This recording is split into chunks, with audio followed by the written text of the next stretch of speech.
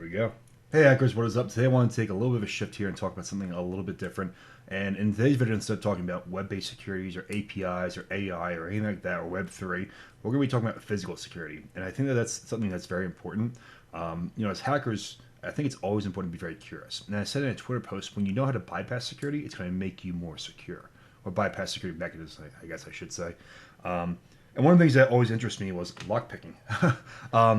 And there's tons and tons of videos on YouTube about lockpick. I'm not going to make this a tutorial about how to pick a lock, but exploring different areas of security is kind of the hacker's mindset and being creative with your approach, right? Sometimes you may not be able to hack into a web server, but if you have access to obviously a computer itself, or you can install a physical keylogger, or you can install some type of device. You can do an RFID badge cloner here. So I guess what I'm saying in this video here is just kind of always be curious about different forms of security. And I tell friends, that cybersecurity is a very all-encompassing field.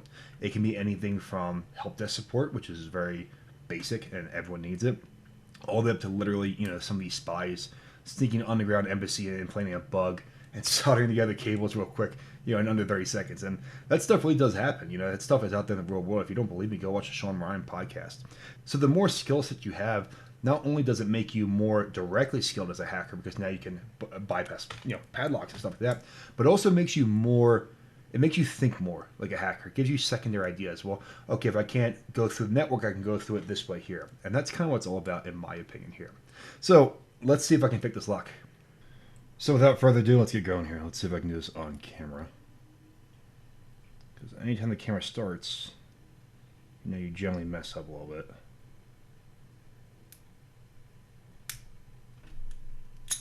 There we go. So talking about lockpicking here, I think it was like a year ago. I just kind of sit at my desk. I like to fidget with stuff like a kid, I guess. I probably wasn't the best student.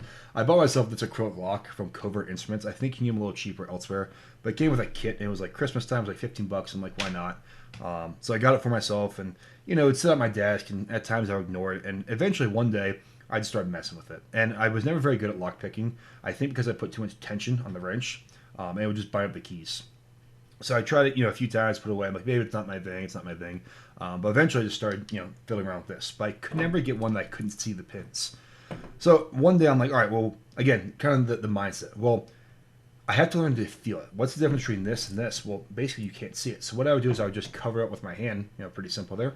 And I would pick, and if I ever got stuck, I would look at what I'm doing. Oh, okay. So I wouldn't use my eyes. I would go by feel, and I only use my eyes as the last resort.